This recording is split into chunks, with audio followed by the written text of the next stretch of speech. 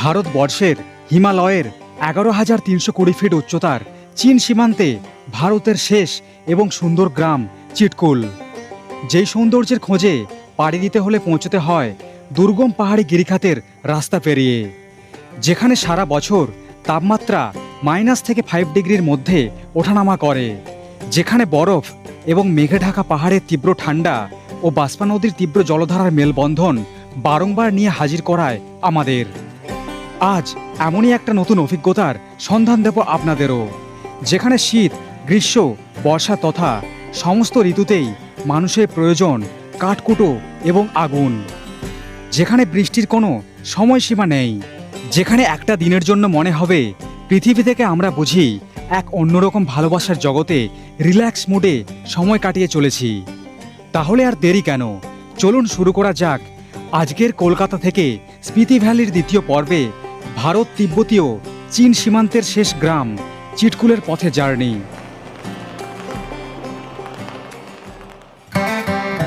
আজকের এই জার্নির শুরুটা হয়েছিল হাওড়া জংশন থেকে রাত্রি 9:55 নেতাজি এক্সপ্রেস ধরে, যেখানে 1865 টাকার থার্ড এসির টিকিট কেটে আমি হাজির হয়েছিলাম প্রায় 30 ঘন্টার মাথায় চণ্ডীগড় রেলওয়ে স্টেশনে ভোর 4টে নাগাদ। তারপর চণ্ডীগড় স্টেশনের বাইরে বেরিয়ে গাড়ি নিয়ে শুরু হয় স্পিতি ভ্যালি ট্যুর। প্রথম দিনে আমি চণ্ডীগড় থেকে সিমলা পৌঁছে সিমলা সাইট সিন করে হিমাচলের নারকান্ডাতে পৌঁছেছিলাম, যার ভিডিও আপনারা গত পর্বে দেখেছেন। আর আজকের এই পর্বে শুরু হতে চলেছে নারকান্ডা থেকে কিন্নর সাংলা হয়ে একটা ভিডিওতেই চিটকুলে পৌঁছানো, রাত্রিবাস থেকে ঘোরাফেরা সমস্ত কিছুই। সবাইকে ভেরি ভেরি গুড মর্নিং। এর আগের পর্বে আপনারা দেখেছেন কিভাবে আমি কলকাতা থেকে এসে পৌঁছেছি এই হিমাচল প্রদেশে। এখন আমি যেখানে দাঁড়িয়ে রয়েছি এইটা হচ্ছে নারকান্ডাতে আমাদের হোটেল। আর আমরা এখানে এসেছিলাম, আগের পর্বে আপনারা দেখেছেন আমরা এসেছিলাম হেরিটেজ ট্রাভেলসের মাধ্যমে। তো আজকে সকালে এখান থেকে শুরু হচ্ছে আমাদের একটা নতুন জার্নি। আজকে আমরা এখান থেকে অনেকগুলো সাইট সিন করবো, তারপর আমরা চলে যাবো চিটকুলের উদ্দেশ্যে। চিটকুল হচ্ছে খুবই একটা সুন্দর, একটা দুর্দান্ত জায়গা, পাহাড়ি গ্রাম একটা বলা যেতে পারে। আর তার সাথে এই হিমাচলের যে সৌন্দর্য সেটা কিন্তু তুলে ধরবো আপনাদের সাথে। এখানে আশেপাশে সকালের সময় মুহূর্তটা দেখুন কত সুন্দর, চোখের সামনে দেখুন এখানে কত পাহাড়ের শৃঙ্গ, আর সকালের সময় মেঘ কুয়াশায় চারিদিক পুরো আচ্ছন্ন হয়ে রয়েছে। গতকাল বিকেল থেকে এত পরিমাণে নারকান্ডায় বৃষ্টিপাত হয়েছে না, মানে শুধু নারকান্ডাতে না, এখানে আশেপাশে বেশ কিছু পাহাড়ি অঞ্চল জুড়ে ব্যাপক পরিমাণে বৃষ্টি হয়েছে, যার জন্য এত মারাত্মক তীব্র ঠান্ডা ছিল রাতের সময়।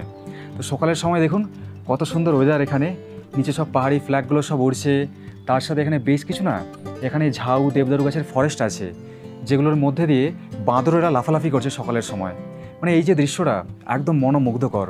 এখানে চোখের সামনেই হাতছানি দিচ্ছে রাশি রাশি পাহাড়ের কোলে আপেল গাছের ফার্মিং।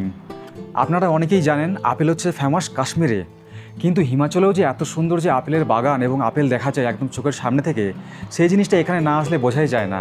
এখন ঘড়ি কাটার সময় সকাল 9:12।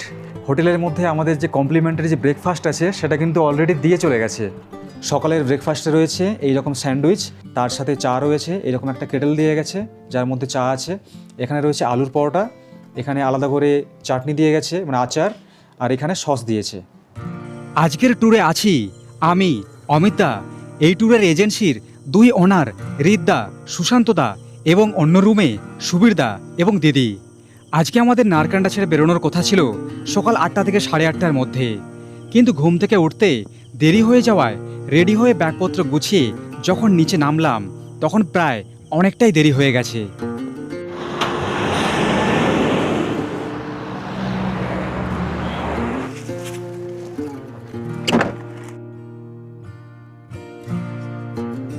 এখন এই মুহূর্তে আমরা ছেড়ে বেরিয়ে যাচ্ছি নারকান্ডার লোকাল এবং মেন মার্কেট, যেই মার্কেটে আমরা গতকাল পুরোটা বিকেল থেকে সন্ধে বৃষ্টির মধ্যে কাটিয়েছিলাম। এই মার্কেটে কি কি রয়েছে জানতে আমার গত পর্বটা চ্যানেলে প্রবেশ করে কিংবা প্লেলিস্ট থেকে দেখে নিতে পারেন। এখন এই মুহূর্তে আমি ন্যাশনাল হাইওয়ে 5 ধরে এগিয়ে চলেছি একদম সোজা চিটকুল ভিলেজের উদ্দেশ্যে। আর এই যে ন্যাশনাল হাইওয়ে 5টা আছে এটা কিন্তু একদম ভাগ হয়ে যাচ্ছে, একদম কারসাম যে ব্রিজ আছে একটা দেখবেন, তার নিচে দিয়ে একটা নদী বয়ে গেছে, সুতলেজ রিভার যেটাকে বলে, ওখান থেকে রাস্তা ভাগ হয়ে যাচ্ছে। আর ওই জায়গাতে যাওয়ার আগে এই রাস্তায় পড়বে 2 সাইডে খুব সুন্দর সুন্দর ভিউ। এখানে বিশেষ করে পাইন, দেবদারু, তার সাথে ঝাউ সব হচ্ছে একত্রে দেখতে পাওয়া যায়। এর আগের ট্রিপে আমরা কি দেখেছিলাম, শুধুমাত্র ঝাউয়ের ফরেস্ট এবং তার সাথে কিছু হচ্ছে দেবদারু ফরেস্ট ছিল। আর এখানে আশেপাশের এত সুন্দর ভিউ, এখানে দেখবেন পাহাড়ের প্রত্যেকটা বাঁকে বাঁকে কিছু দেখতে পান আর নেই পান, একটা জিনিস দেখতে পাবেন, সেইটা হচ্ছে যে আপেলের ভ্যালি। মানে আপেলের চাষ যদি দেখতে হয় কাশ্মীরের পর, তাহলে কিন্তু আসতে হবে এই হিমাচল প্রদেশে। আর এই যে আজকে আমরা চিতকুল পর্যন্ত যাচ্ছি, এই যেখানে আমরা ছিলাম, এখান থেকে মোটামুটি টোটাল যে ডিস্টেন্স সেটা হচ্ছে 184 কিলোমিটার হচ্ছে অ্যাপ্রক্স হবে। মোটামুটি 6 ঘন্টা থেকে 7 ঘন্টা, মানে যদি বাই রোড যদি আমরা জার্নি করি একদম নন স্টপ, তাহলে সময় লেগে যায়। কিন্তু আজকে যেহেতু আমরা বিভিন্ন জায়গাতে আমরা দাঁড়াবো, সাইট সিন করবো, সেই জন্য আমরা যখন চিতকুলে গিয়ে পৌঁছবো প্রায় সন্ধে হয়ে যাবে, এটা কিন্তু মোটামুটি আমরা বুঝতে পারছি। কারণ আমরা আজকে বেরোতে অলরেডি কিছুটা হচ্ছে লেট করে দিয়েছি, তো বুঝতেই পারছেন। তো আপনাদেরকে একটা জিনিস বলবো, যখন আপনারা ঘুরতে আসবেন, এই যেখানে আমরা নারকেন্ডা স্টে করেছিলাম, সবসময় চেষ্টা করবেন যে সকাল 8টা থেকে 8:30টার মধ্যে এখান থেকে রওনা হয়ে যাওয়ার। কারণ এই যে 184 কিলোমিটার জার্নি, এটা কিন্তু পাহাড়ি রাস্তায় কিন্তু কম নয়। প্রায় 1.5 ঘন্টার মতো আমরা জার্নি করে আসার পর এখানে এসে পাহাড়ের যে পুরো বৈচিত্র্য পুরোপুরি পাল্টে গেছে। এখন এখানে চারিদিকে রয়েছে সোনাঝুরি গাছ, তার সাথে হচ্ছে ইউক্যালিপটাস। মানে মনে হচ্ছে আমাদের পশ্চিমবাংলায় আমরা ফিরে চলে আসছি। মানে পাহাড়ের এইরকম টপে এসে এইরকম যে গাছের ঘন জঙ্গল, মানে বাই রোড একদম লম্বালম্বি, প্রায় 9-এ করে আমরা 10 মিনিট ধরে আমরা এইভাবে জার্নি করছি। দুই ধারে এই ধরনের গাছের উপস্থিতি দেখতে পাচ্ছি। এই জিনিসটা আমাকে এক ধরনের তাক লাগিয়েছে, কারণ এই ধরনের জিনিস আমি পাহাড়ি জায়গা বিভিন্ন জায়গায় ঘুরতে গিয়েছি, আজ পর্যন্ত কোনো জায়গায় দেখতে পাইনি। আর এখানে আসার পর এখানে আরেকটা জিনিস দেখবেন, এখানে একটা প্রজাতির হচ্ছে ফুলের গাছ আছে, যেটাকে আমরা বলি না রাধাচূড়া, ওই যে হলুদ রকম একটা ফুল হয়, তো সেই সেম একই রকম গাছ, কিন্তু এখানে ফুলের কালারটা আলাদা। এখানে ফুলের কালার হচ্ছে পার্পল কালার, যেটা দেখতে পুরো অসাধারণ লাগছে। মানে যখন ওই গাছের মধ্যে দিয়ে পাহাড়গুলো যখন ভেসে ভেসে যখন আসছে না চোখের মধ্যে, ওই একটা দারুণ একটা দুর্দান্ত ফিলিং।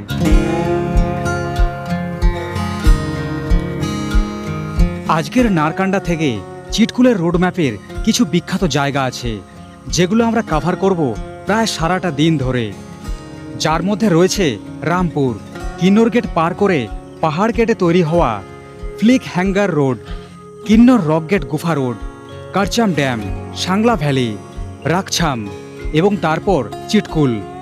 বেশ অনেকক্ষণ ধরে এগিয়ে যাওয়ার পর এইবার এই জায়গা থেকে বাম দিক বরাবর শুরু হলো নদীর সাথে পথ চলা। এই নদীর নাম সুতলেজ রিভার বা বাংলায় শতদ্রু নদী। এখানের স্থানীয় ভাষায় একে আবার অনেকে সতলুজ রিভারও বলে থাকে। এই নদীর উৎপত্তি হয়েছে চীনের তিব্বতের কৈলাস পর্বত এবং মানসরোবরের কাছের রাক্ষসথাল হ্রদ থেকে। এই নদী হিমাচলের এই কিন্নর জেলার সবথেকে বড় নদী এবং সবুজের সম্পদ। এই নদী থেকেই কিন্নরের বৃহৎ এলাকা জুড়ে প্রয়োজনীয় জল সরবরাহ করা হয় এবং এই নদীর জলবিদ্যুৎ উৎপাদনের দিক থেকে কিন্নরের অনেকটা অংশে অবদান গুরুত্বপূর্ণ। প্রায় অনেকটা পথ চলার পর শরীর এবং মন যখন অস্থির হয়ে উঠেছে, তখন আমরা ড্রাইভার দাদাকে বললাম একটা ভালো ভিউ পয়েন্ট দেখে গাড়ি দাঁড় করাতে। এখন এই মুহূর্তে যেই জায়গায় আমি দাঁড়িয়ে আছি, এটা হচ্ছে সুতলেজ রিভারের একটা দুর্দান্ত ভিউ পয়েন্ট। এখানে আশেপাশে রয়েছে নদীর পাশের উপত্যকা জুড়ে পুরো পাথরই পাথর। এই জায়গাটা সময় কাটানোর জন্য এত সুন্দর জায়গা।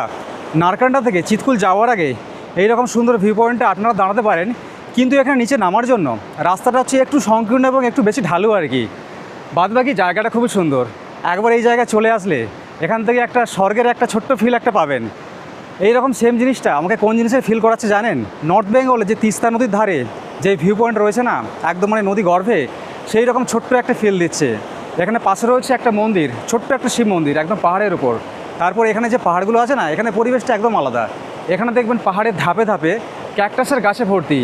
যেমন আমরা নর্থ বেঙ্গলে ঘুরতে গেলে ওখানে যেমন দেখি যে ওখানে পাহাড়ে থাকে থাকে চায়ের বাগান, এখানে পাহাড়ের ধাপে ধাপে রয়েছে শুধু ক্যাকটাসের গাছ।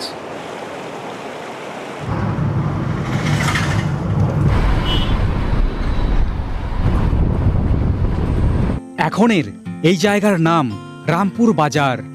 পাহাড়ের বুকে নদীর তীরে বেশ একটা বড়সড় জমজমাট শহর বলা যেতে পারে। ঠিক যেমনটা মানালিতে যাওয়ার আগে যেমন কুল্লু সিটি রয়েছে, এখানেও চিটকুলে যাওয়ার আগে ঠিক তাই। কেনাকাটা করতে চাইলে মনে হয় এইটাই সবথেকে বড় মার্কেট হতে পারে এই রুটে। যেমন মানুষের ভিড় এখানে ঠিক ঠিক করছে, তেমনই রয়েছে দোকানপাট। এক কথায় এটাই হলো কিন্নরের সামনে সবথেকে বড় ঘন জনবসতিপূর্ণ এলাকা। হসপিটাল থেকে কেনাকাটা, জরুরি প্রত্যেকটা প্রয়োজনীয় সামগ্রীর জন্য এই রামপুর মার্কেটের ওপরেই নির্ভর করতে হয় প্রত্যেকটা ছোট্ট ছোট্ট গ্রামগুলোকে।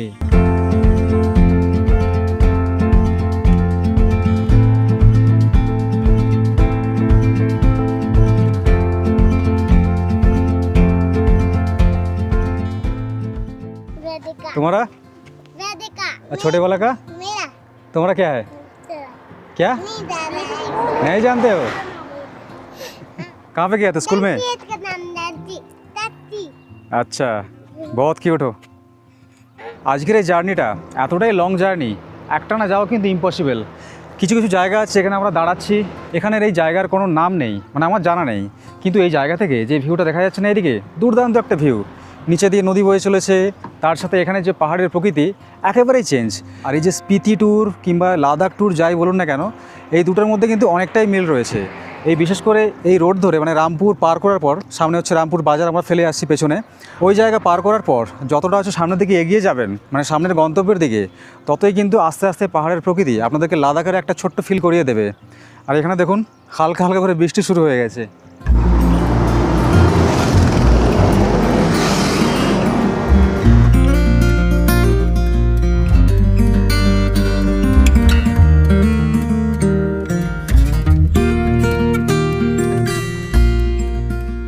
এখন আমরা দুপুরে খাওয়া দাওয়া করার জন্য একটা জায়গাতে এসে দাঁড়ালাম। এই জায়গার নাম হচ্ছে বাধাল।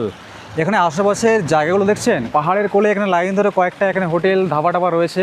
তো আমরা এখানে একটা চটিওয়ালা ধাবা বলে একটা ধাবা আছে, এখানে হচ্ছে দুপুরে খাওয়া দাওয়া করব। আর এখানে আশেপাশের পরিবেশটা একবার দেখাই, দেখুন জাস্ট মানে কুয়াশাচ্ছন্ন হয়ে গেছে কিছুক্ষণের মধ্যে, আর হালকা হালকা গুড়ি গুড়ি বৃষ্টি পড়তে শুরু করেছে। তো চলুন খাওয়া দাওয়াটা করে নিই। আর এখানে আমাদের দাঁড়ানোর উদ্দেশ্য এখানে আমাদের লোকাল ফুডগুলো ট্রাই করার। তো এখানে কিছু খাবার আছে যেগুলো হচ্ছে এখানের লোকাল খাবার, তো সেইগুলোই আজকে খাবো আমরা। এখানে আমরা নিয়েছি এখানের লোকাল থালি, যার মধ্যে রয়েছে এটা হচ্ছে মাক্কি রুটি, আর তার সাথে এখানে চামচে করে হচ্ছে বাটার দিয়ে গেছে আলাদা করে। আর এখানে রয়েছে এটা হচ্ছে সর্ষে শাক, পাশে এখানে রয়েছে একটা হচ্ছে মিষ্টান্ন, এটা খুব সম্ভব লাড্ডুর গুঁড়ো, মানে লাড্ডু চূর্ণ আর কি। এখানে একটা কি রয়েছে এটা জানি না। এই রুটিটা শেষ করলে আরেকটা জিনিস আসবে, সেটা হচ্ছে হিমাচলের যে স্পেশাল, যে এখানে যে লোকাল যে রাইস হয় না, যেটা লাল রাইস, একসাথে দিয়ে যাচ্ছে না, এটা হচ্ছে এখানের একটা রিচুয়াল হয়তো। আর এই যে সবজিটা বলছিলাম, এটা হচ্ছে রাজমার সবজি। যেহেতু নতুন জায়গা, নতুন খাবার, সেই জন্য যে খুব যে ভালো সেরকম বলবো না, তবুও বলবো নতুন একটা জায়গায় ঘুরতে এসে এখানে খাবার দাবার ট্রাই করছি, ভালোই লাগছে।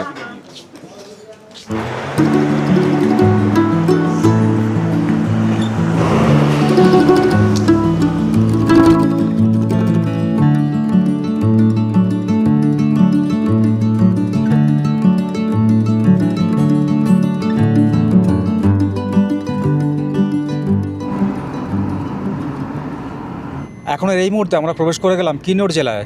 আর এখন যে রোড দিয়ে আমরা যাচ্ছি এটা হচ্ছে ন্যাশনাল হাইওয়ে 5, কিন্তু এটা হচ্ছে ইন্ডিয়ান তিবেত রোড, মানে যেটা আমাদের মানে হিন্দুস্তান তিবেত রোড বলা হয়। এটাকে হচ্ছে ভারতের মানে 5 নম্বর ডেঞ্জারাস রোড বলা হয়। সেটা কেন বলা হয় সেটা আগে যেতে যেতে আপনাদেরকে দেখাবো, কিন্তু তেমন কোনো ভয় নেই। মানে এই যে আমরা টোটাল যে স্পিতি ভ্রমণ করছি, এই ভ্রমণে আমরা টোটাল 6টা জেলা আমরা কভার করে আমরা পৌঁছবো একদম শেষের দিন একদম কালকা স্টেশনে। कौन कौन सा जिला हम लोग कवर करेंगे? पहले आता है आपका डिस्ट्रिक्ट सोलन, उसके बाद आता है आपका शिमला, उसके बाद आता है आपका किन्नौर, फिर आता है लाहौल स्पीति, उसके बाद आएगा आपका कुल्लू, उसके बाद मंडी और उसके बाद बिलासपुर। और 3 स्टेट आप कवर करते हैं इसमें। स्टार्टिंग पंजाब करते हैं, फिर हरियाणा आता है और फिर हिमाचल आ जाता है।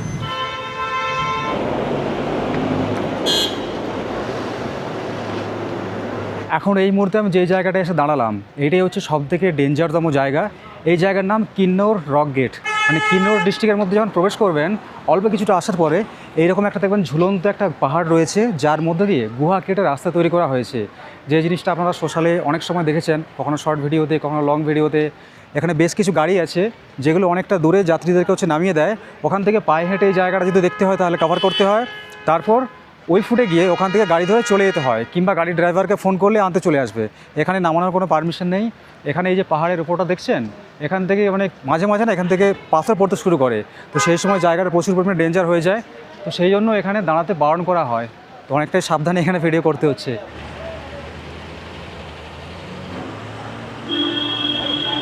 এখন আমি এই জায়গাটা ক্রস করে উল্টো দিকে চলে আসছি, কিন্তু সত্যি কথা বলতে যারা একটু ডেঞ্জার রোড পছন্দ করেন তাদের জন্য এই জায়গা একদম পুরো স্বর্গরাজ্য। কিন্তু এই জায়গায় আপনাদেরকে বলবো, এখানে বেশিক্ষণ সময় দাঁড়িয়ে না নষ্ট করাই ভালো, কারণ এখানে কেমন অবস্থা দেখছেন তো। এখানে নিচে দিয়ে বয়ে চলেছে দেখুন খরস্রোতা একটা রিভার। ভারতবর্ষের এই রোডকে কেন ভারতের 5 নম্বর ডেঞ্জারাস রোড বলা হয় তার প্রমাণ এই কিন্নৌর গেট পার করার পর থেকে শুরু হয়ে যায়। ডান পাশে এখানে খাড়া পাহাড় এবং বাম পাশে গভীর গিরিখাতে সুতলেজ নদীর ভয়ঙ্কর রূপ তার প্রমাণ দেয়। এই রাস্তায় ড্রাইভারেরা খুব সচেতন থাকে, কারণ এই রাস্তায় মাঝের মধ্যেই রাস্তার উপরে পাথর পড়ার মতো পরিস্থিতি তৈরি হয়ে থাকে। তবে বৃষ্টি না হলে ভয় পাবার কোনো কারণ নেই, এবং এখানকার অভিজ্ঞ ড্রাইভারের সাথে ট্যুর করলে এইসব চিন্তা থেকে অনেকটাই দূরে থাকা যায়। কারণ এইসব রাস্তায় এইসব গাড়িগুলো প্রতি মাসে 20 বার থেকে 30 বার করে যাওয়া আসা করে। তবে যারা নিজেরা নিজেদের 4 চাকা নিয়ে এখানে ঘুরতে আসার প্ল্যান বানাচ্ছেন, তাদের সাবধানতা অবলম্বন করা অবশ্যই প্রয়োজন। কিছু দূর এগিয়ে যাওয়ার পর রাস্তাটা বেশ রোমাঞ্চকর। এই রোডটাকেই বলা হয় কিন্নরের বিখ্যাত তারান্ডা ধাং। এখানে রাস্তাটা পাহাড় কেটে এমনভাবে তৈরি করা হয়েছে যে অর্ধেকটা পাহাড় মাথার ওপর গাড়ির ছাদের সামনে এসে ঝুলে রয়েছে। এই পাহাড়ের হাইট এমনভাবে তৈরি করা হয়েছে যেখানে একটা বাস কিংবা লরি প্রবেশ করতে পারবে শুধুমাত্র। তবে এখানে পাথর পড়ার ব্যাপারটা নেই বললেই চলে, কিংবা অনেকটাই কম, কারণ এখানের পাহাড়গুলো অনেকটাই সলিড।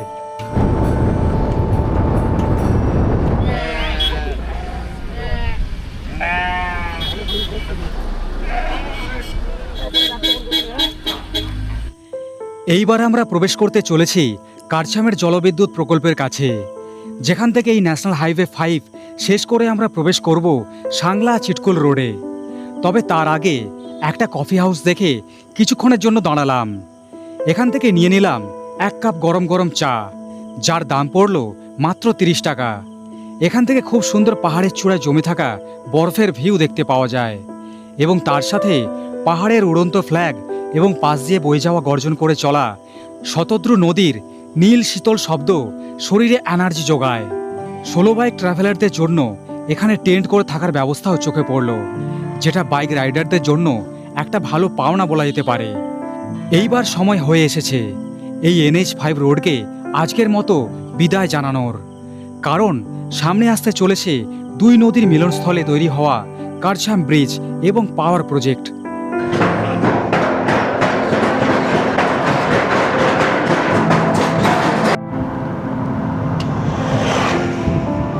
এখন আমরা যে জায়গাতে আসছি এই জায়গার নাম কারছাম, এই যে দেখতে পাচ্ছেন ম্যাপে, আর এই যে ব্রিজটা দেখতে পাচ্ছেন এইটাই হচ্ছে কারছাম ব্রিজ। এই জায়গাতে চাইলে গাড়ি দাঁড় করিয়ে এই জায়গায় কিন্তু পায়ে হেঁটে ঘোরা যায়। আর এখানে এই যে নদীটা দেখতে পাচ্ছেন এইটাই হচ্ছে সেই নদী, আর বাম দিকে রয়েছে ড্যাম। এই যে বাম পাশে দেখতে পাচ্ছেন এইটি হচ্ছে কারছাম ড্যাম। এখানে একটা ড্যামের প্রজেক্ট রয়েছে, যেখানে এই যে সুতলেজ রিভারটা আছে না, যে রিভারটা বলছিলাম, এই ড্যামের জলটাকে এই জায়গাতে আটকে রাখা হয়েছে। সামনে রয়েছে 2 নদীর মিলনস্থল, আর এখান থেকে কিন্তু এখন জল ছাড়া হচ্ছে, কিন্তু সেটা অল্প পরিমাণে। যখন বর্ষার সময় এখানে ঘুরতে আসবেন, এই জায়গা থেকে তীব্র জলের শব্দটা খালি শুনবেন। এইটাই হলো সেই জায়গা যেখানে একসাথে 2 নদী একসাথে মিলিত হয়েছে। আর এই যে ড্যামটা দেখছেন, এই ড্যামটাই 2 নদীর জলকে এই এক জায়গায় ধরে রেখেছে, যার জন্য এই ড্যামের মধ্যে জল প্রচুর পরিমাণে রয়েছে। আর চারিদিকে পাহাড়ের ভিউটা দেখছেন কত সুন্দর। তো এখান থেকে বাম দিকের এই যে নদীটা চলে গেছে, এইটাই হচ্ছে সতলুজ নদী। আর যে ডান দিকে নদীটা চলে গেছে, এই নদীটার নাম হচ্ছে বাঁশপা নদী। এখন কিন্তু ঘড়ি কাটার সময় দেখুন 7টা বেজে 13 মিনিট। এখনও কিন্তু হালকা হালকা এখানে আলো রয়েছে, আর এখনের এই সময় আমাদের কলকাতায় পুরো অন্ধকার। এইবার এখান থেকে আমরা সাংলা ভ্যালি হয়ে একদম ভারত চীনের তিব্বত বর্ডার সাংলা চিটকুল রাস্তা ধরে এগিয়ে চললাম ভারতের শেষ গ্রামের দিকে। কিন্তু বিকেলের এই শেষ সময়ের সৌন্দর্য আর বেশিক্ষণ স্থায়ী হবে না। 2 ঘন্টা আগে নারকান্ডার রুম ছেড়ে আমরা যদি বেরিয়ে আসতাম, তাহলে একদম চিটকুল পর্যন্ত পথের সমস্ত দৃশ্যগুলো উপভোগ করতে পারতাম। কিন্তু তাতে কোনো আফসোস নেই, কারণ পরবর্তী দিন আমরা যখন চিটকুল ছেড়ে আবার স্পিতি ভ্যালির দিকে রওনা হব, তখন এই রাস্তা ধরে আমাদের সকালের পথে আবার ব্যাক করতে হবে। এই রাস্তাতে দেখার মতো বেশ কিছু সাইট সিইং পয়েন্ট রয়েছে, যেগুলো আমরা পরের দিন এই রাস্তা দিয়ে বেরিয়ে যাওয়ার সময় দেখে নিতে পারবো।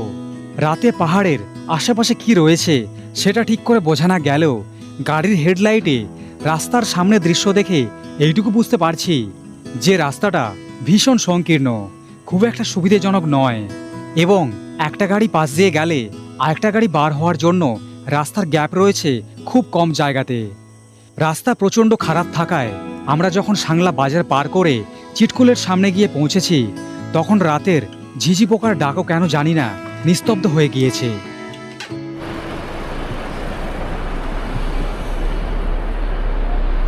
এখন এই মুহূর্তে ঘড়ি কাটায় রাত্রি 10:16। ফাইনালি আমরা এসে পৌঁছেছি সেই বিউটিফুল চিৎকুল ভিলেজে। এই যে আমাদের গাড়ি এসে দাঁড়িয়েছে। তো যাই হোক, একদিক থেকে ভালো হয়েছে, গাড়ি একদম টেন্টের পাশে চলে আসছে। এখান থেকে আশেপাশের দৃশ্য তো কিছুই দেখতে পাচ্ছি না, খালি চাঁদের আলোতে এখানে হালকা হালকা পাহাড় চূড়া যে বরফগুলো জমে আছে না অল্প অল্প, সেগুলো একটু একটু নজরে আসছে। আর এখানে একটা গর্জন শুনতে পাচ্ছেন পাশে, এইটা হচ্ছে সেই বাষ্পা নদী। উফ, কী যে বীভৎস পরিমাণে ঠান্ডা এখানে। আর এখানে আজকে আমরা যেই জায়গায় স্টে করছি সেটা দেখুন, এইরকম টেন্টের মধ্যে। এই চিটকুলে এতটা পরিমাণে ঠান্ডা যে রাতের শেষমেশ এরকম হচ্ছে বনফায়ারের ব্যবস্থা করে দিয়েছে আমাদের। এই জিনিস ছাড়া এত ঠান্ডায় থাকা যাবে না। এই টেন্টের ভেতরে আজকে আমরা রাত্রি কাটাবো। উফ, ভীষণ ঠান্ডা। টেন্ট হলেও টেন্টের মধ্যে রয়েছে সুন্দর একটা এরকম বেড। এটা হচ্ছে একটা ডাবল বেড, দুটো বালিশ দেওয়া আছে আর এইরকম মোটা মোটা ব্ল্যাঙ্কেট দেওয়া আছে। দুটো ব্ল্যাঙ্কেট দেওয়া আছে, দুটোই লাগবে। পাশে এখানে ছোট্ট একটা হচ্ছে উইন্ডো আছে, চেন খুললে বাইরেটা দেখা যাবে। মানে এখানে হচ্ছে নেট দেওয়া আছে আর কি, যাতে হচ্ছে মশা টশা না আসে ভেতরে। আর এত ঠান্ডায় মশা কেন, মানুষই বাঁচবে না। এখানে নিচেটা দেখুন কত সুন্দর কার্পেট পাতা আছে। চার্জিংয়ের জন্য দেওয়া রয়েছে এইরকম টেবিলের সঙ্গে অ্যাটাচ করা এরকম একটা করে বোর্ড, একটা দুটো করে পয়েন্ট আছে এখানে। আর এখানে রয়েছে অ্যাটাচ বাথরুম। তো এই জায়গাতে এর থেকে ভালো আশা করলে কিন্তু চলবে না। এখানে একটা কোমোড দেওয়া রয়েছে, তার সাথে এখানে রয়েছে নল, ওখানে রয়েছে বেসিন, তার সাথে বালতি টালতি মোটামুটি সমস্ত কিছু রয়েছে।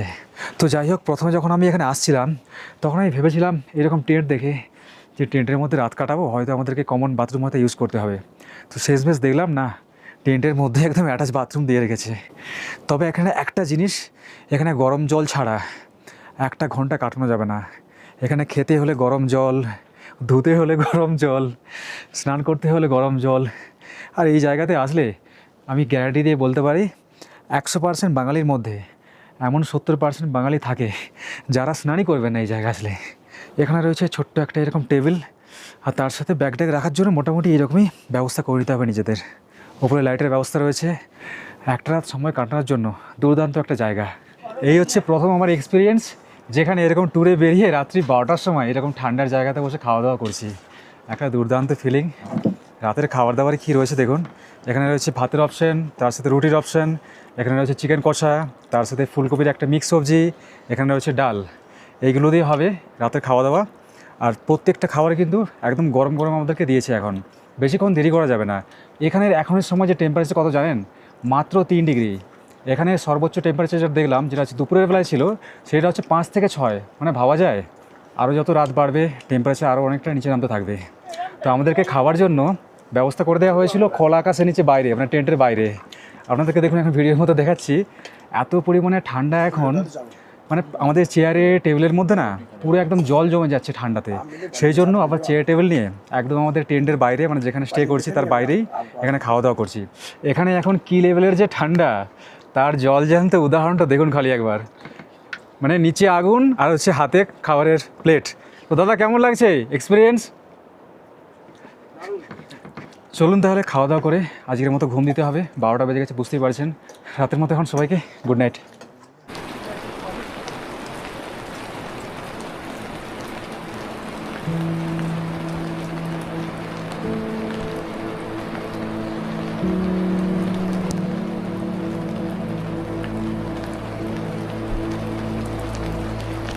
চিৎকুল থেকে সবাইকে ভেরি ভেরি গুড মর্নিং। এখনের সময় ঘড়ি কাটাতে সকাল 7টা বেজে 30 মিনিটের মতো হবে। সকালবেলা যখন ঘুমটা ভেঙেছিল তখন বৃষ্টির শব্দে ঘুম ভেঙেছিল। তো ঘুম ভেঙে যাওয়ার পর যখন বাইরে আসলাম, সকালবেলায় হালকা হালকা করে এই জায়গায় স্নোফল হচ্ছিল, আর এখন তার সাথে শুরু হয়েছে বৃষ্টি। ক্যামেরাতে হয়তো আপনাদেরকে ভালোভাবে বোঝানো যাবে না, এখানে স্নোফল তার সাথে বৃষ্টি দুটোই কিন্তু একসঙ্গে হচ্ছে। এখনের এই সময়ে যে এখানে স্নোফল পাওয়া যাবে হালকা হালকা, সেটা পুরো একদম কল্পনার বাইরে। আর এই যে চিৎকুল যে ভিলেজটা আছে না, এটা পুরোপুরি পড়ছে আমাদের একদম ভারতবর্ষের একদম শেষ সীমান্তে। মানে যে ভারত তিব্বতের যে বর্ডার রয়েছে তারই একদম মানে শেষ গ্রাম, মানে ভারতের দিক থেকে একদম শেষ গ্রাম হচ্ছে এই চিৎকুল। এখানে আশেপাশের পরিবেশে যেই দিকেই তাকাবেন সেই দিকেই দেখবেন উঁচু উঁচু সব পাহাড়ের সব শ্রেণীগুলো রয়েছে, তার মাথায় জমে রয়েছে বরফ। এই দিকটায় যদি দেখেন, এই দিকে দেখতে পাবেন দূরের দিকে। আপনাদেরকে ক্যামেরায় আমি ভালো করে জুম করে দেখাচ্ছি, দেখুন যেই ফুটেজগুলো আমি নিয়েছিলাম একটু আগে। এখানে নিচে রয়েছে বাষ্পা নদী। এই জিনিসটা আমাকে কিছুটা ফিল করাচ্ছে সেই যে 4 মাস আগে একবার মানালি ঘুরতে গিয়েছিলাম, সেখানে কাসল বলে একটা জায়গাতে স্টে করেছিলাম। তো যারা আমার ভিডিও দেখেছিলেন তারা অবশ্যই জানেন। তো সেই সেম ফিলটা কিন্তু এই জায়গাতে আবার এসে পাচ্ছি। এত পরিমাণে এখানে নদীর জলের গর্জন, আর তার সাথে এরকম বৃষ্টির আওয়াজ, এইরকম পাখিদের কিচিরমিচির, এইরকম মেঘেদের আনাগোনা, তার সাথে এরকম বরফের হাতছানি, এক কথায় এই জায়গা অসম্ভব সুন্দর একটা জায়গা। আর ক্যামেরাতে এমন কিছু কিছু দৃশ্য থাকে, এমন কিছু জিনিস থাকে যে জিনিসগুলো হয়তো আমি মুখে বলছি, কিন্তু ক্যামেরার ভিডিও ফুটেজে সেই জিনিসগুলো শেয়ার করা যায় না। কারণ খালি চোখে যেই সব জিনিসগুলো দেখতে পাওয়া যায়, সেই জিনিসগুলো ক্যামেরার এই ছোট্ট স্ক্রিনে পুরোটা কিন্তু দেখানো যায় না। কথা বলতে বলতে কিন্তু আবার হালকা হালকা করে স্নোফল শুরু হয়ে গেছে। আপনাদেরকে আমি দেখাচ্ছি, দেখুন এই যে দেখতে পাচ্ছেন, এইগুলো সব হচ্ছে ফ্রেশ স্নো, মানে বৃষ্টিপাত তার সাথে স্নোফল। জাস্ট হাতটা এইভাবে বাড়ালেই যেই সমস্ত জলের ফোঁটাগুলো, মানে জলের বিন্দুগুলো পড়ছে না হাতের মধ্যে, সেইগুলো একদম সঙ্গে সঙ্গে বরফে পরিণত হচ্ছে। দেখতে পাচ্ছেন, এই দেখুন, এটা হচ্ছে আমাদের সকালের কমপ্লিমেন্টারি ব্রেকফাস্ট। এখানে রয়েছে গরম গরম আলুর পরোটা, আচার, এখানে রয়েছে একটা বাটার, আর তার সাথে রয়েছে গরম গরম চা। তো এইরকম একটা জায়গাতে দাঁড়িয়ে এরকম খাবার দাবার খেতে কেমন লাগতে পারে আপনারাই বলুন। এখন ঘড়ি কাটায় বাজে সকাল 9:30। এখন বৃষ্টিপাত একটু কম হয়েছে। এখন আমরা চলে যাচ্ছি এখান থেকে সাইট সিনের জন্য। আর তার সাথে এখানে সব থেকে যে বেস্ট লোকেশন, যেটা দেখার জন্য অনেকে এই জায়গায় দৌড়ে আসে, সেইটা হচ্ছে ভারত তিব্বত সীমান্ত।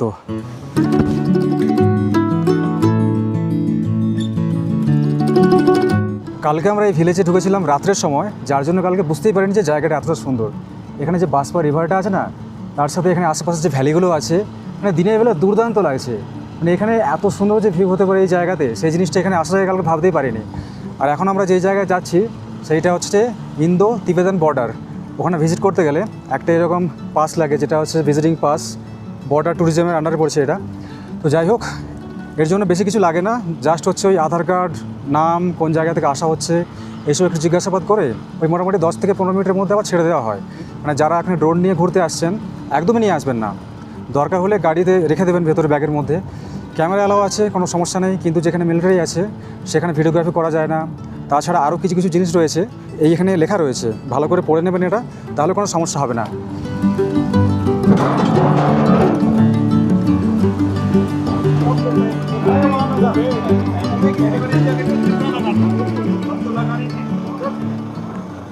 ওই যে চিতকুলের যে চেক পোস্ট আছে, ওই জায়গা থেকে খুব জোর হলে আমাদের সময় লেগেছে 10 থেকে হয়তো 12 মিনিট জোর করে। এই জায়গায় একটা নাম রয়েছে রানীকান্ডা। এখান থেকে আগে একটা রাস্তা চলে গেছে, এই দিক থেকে একদম সোজা এই দিক দিয়ে যাওয়া যায় একদম তিবেত যে বর্ডার রয়েছে, মানে চায়না যে বর্ডার, ভারত চায়না বর্ডার, সেই জায়গা পর্যন্ত। কিন্তু ওই দিকে বর্তমানে এখন ভিজিট করতে দেওয়া হয় না কোনো ট্যুরিস্টকে। তো সেই জন্য দেখতে পাচ্ছেন সমস্ত গাড়িগুলো এই জায়গাতে দাঁড়াচ্ছে। আমরা অনেকেই জানি, আমরা অনেকেই বলি, এই যে চিতকুল গ্রামটা রয়েছে, এটা হচ্ছে আমাদের ভারতের শেষ গ্রাম, ইন্দো তিবেতান বর্ডারের সাইডের দিকে। কিন্তু এর আগেও একটা গ্রাম রয়েছে, সেটা হচ্ছে দুমতি গ্রাম। ওইটাই হচ্ছে আসল শেষ গ্রাম। দুমতির পরে শুরু হয়ে যাচ্ছে তিবেতান বর্ডার, যেখান থেকে চায়না দেখতে পাওয়া যায়। কিন্তু এখনের সময় এখান থেকে কিন্তু সব কিছু উপভোগ করতে হয়। এখানে পাশে রয়েছে একটা এরকম ভিউ পয়েন্ট, যেখানে দেখতে পাচ্ছেন প্রচুর ট্যুরিস্ট আসছে এখনের সময়, সব দাঁড়িয়ে আছে এখানে। তার সাথে এরকম সুন্দর একটা ভ্যালি, বেশ কিছুক্ষণ এখানে সময় কাটানো যায়। কিন্তু বৃষ্টি চলে আসছে আবার হঠাৎ করে। এর আগেও আমি কয়েক মাস আগে একবার গিয়েছিলাম ইন্ডিয়া তিবেতান বর্ডারে, সেইটা হচ্ছে যে আমাদের সিকিমের নাথুলা। তো ওখানে আমি যখন গিয়েছিলাম, ওখানে দেখেছিলাম যে একদম বর্ডারে গিয়ে আমরা ওখানে হাজির হয়েছিলাম। কিন্তু এখানে সেই জিনিসটা নেই। এখান থেকে যা কিছু দেখতে হবে এখান থেকেই দেখুন, তারপর এখান থেকে আবার ফিরে চলুন বাকি সাইট সিন করতে করতে একদম সামনের গন্তব্যের দিকে। জায়গাটা কিন্তু খুব সুন্দর। এখানে আশেপাশে কিছু গ্রিন ভ্যালি রয়েছে, যেটা আপনাদের ফিল করাবে একটা ছোট্ট কাশ্মীরের পেহেলগামের। এখানে শুধু দরকার ছিল একটা পনি রাইডের। যাই হোক, জায়গাটা ছোট্ট হলেও কোন দিক থেকে 1 ঘন্টা সময় কেটে গিয়েছে বুঝতেই পারিনি। এখানে আসার সময় সামনের দৃশ্যে নজর রাখতে গিয়ে পেছনের দিকে কোন জিনিস ফেলে আসছিলাম সেই জিনিসটাই ফিল করলাম এখান থেকে ফিরে যাওয়ার সময়। চোখ জোড়ানো সৌন্দর্য কাকে বলে, এটাই হয়তো তার প্রমাণ। সত্যিকারের ভালো লাগা কাকে বলে, এটাই হয়তো তার স্পর্শ। এখান থেকে এইবার আমরা এগিয়ে চললাম ভারতবর্ষের এই শেষ প্রান্তের প্রথম এবং শেষ ধাবার দিকে, যেটা রয়েছে এই চিতকুলের মধ্যেই।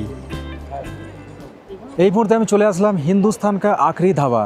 এটা হচ্ছে চিতকুলের সবথেকে প্রথম এবং শেষ ধাবা। এই ধাবাটা খুব একটা কিন্তু বড়সড় নয়, ছোটোখাটোই, কিন্তু খুবই পপুলার। যারা এখানে ঘুরতে আসে, বিশেষ করে যারা হচ্ছে ট্যুরিস্ট, সবাই কিন্তু এই জায়গাতে আসে।